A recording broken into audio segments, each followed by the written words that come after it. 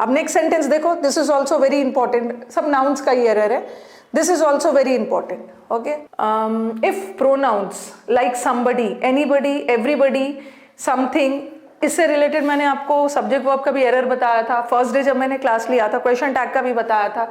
अगर इस प्रोनाउन के साथ अगर एल्स वर्ड आ गया, ठीक है, तो अब अपोस्ट्रोफी वाला बता रही हूं, अब अपोस्ट्रोफी एस में ना रखकर एल्स में लगेगा, बता रही हूं. हो सकता है कभी कभी ऐसा होता है ना कि थ्योरी आपको नहीं समझ में आए, थ्योरी वाला सेंटेंसेस थोड़ा सा लेंथी लगता है, बट सेंटेंस के थ्रू समझ में आ जाएगा. ये देखो, अगर हमारा सेंटेंस में सिर्फ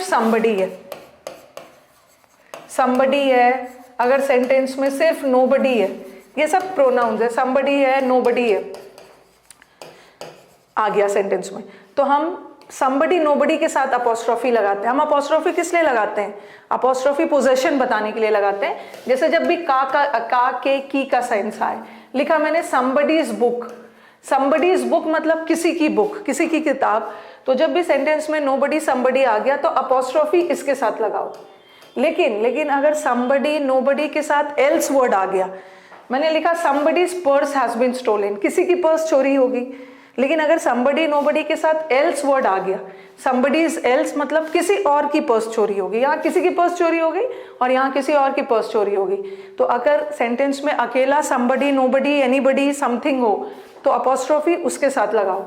लेकिन अगर somebody और somebody के साथ अगर else वर्ड आ गया तो अब अपोस्ट्रोफी somebody में नहीं लगेगा, अब अपोस्ट्रोफी सिर्फ else में लगेगा. कभी कभी क्या करते हैं ना कि सिर्फ somebody's में लगा देते हैं, कभी कभी दोनों में लगा देते हैं, तो somebody nobody के साथ अगर else वर्ड आ गया तो अपोस्ट्रोफी अब somebody में नहीं लगाओगे, अब else में लगाओगे. सो दिस इज करेक्ट, ठीक है, दिस इज करेक्ट. ये भी आपको मिल जाएगा, काफी बार एग्जाम के प्रीवियस पेपर में आप देखना आपको ये क्वेश्चंस मिल जाए.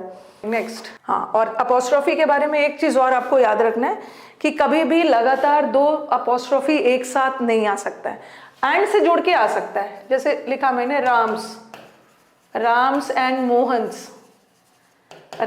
मोहन्स फ्रेंड्स, तो यहाँ पे लगातार we can use two apostrophe together only on the condition कि जब दोनों एंड से जुड़ा हो, किसी कंजंक्शन से जुड़ा हो, ठीक है, राम्स और मोहन्स भी हो सकता है, तो यहाँ तो दो अपोस्ट्रोफी आ जाएगा एक साथ, ठीक है, लगातार दो अपोस्ट्रोफी आ सकता है, एंड से जुड़ा है, बट यहाँ पे ये गलत है.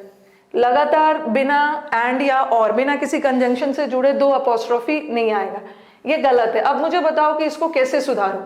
ये तो सब स्टूडेंट्स को पता है कि दो अपोस्ट्रोफी नहीं आएगा, और ये भी याद रखना है कि अपोस्ट्रोफी क्यों, ऐसा नहीं है कि एक अपोस्ट्रोफी ऐसे ही हटा देना है. जब भी अपोस्ट्रोफी हटता है, अपोस्ट्रोफी का एक मीनिंग होता है ना, अपोस्ट्रोफी पोजीशन बताता है, और जब भी कोई अपोस्ट्रोफी हटता है तो उसके बदले ऑफ लगता है. ऑफ हटेगा तो अपोस्ट्रोफी, अपोस्ट्रोफी हटेगा तो ऑफ. चलो इसका आंसर बताओ, बताइए. Uncle of Ram's friend.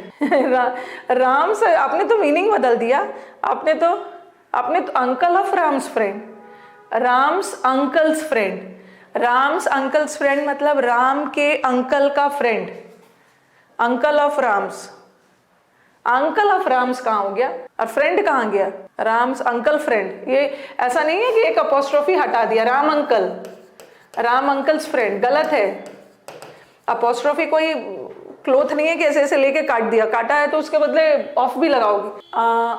क्या होगा? Friend of Ram's uncle. Yes, यहाँ पे होगा ना फ्रेंड ऑफ राम्स अंकल, ठीक है, friend of Ram's uncle, Ram के अंकल का फ्रेंड. ये करेक्ट, हाँ ये करेक्ट.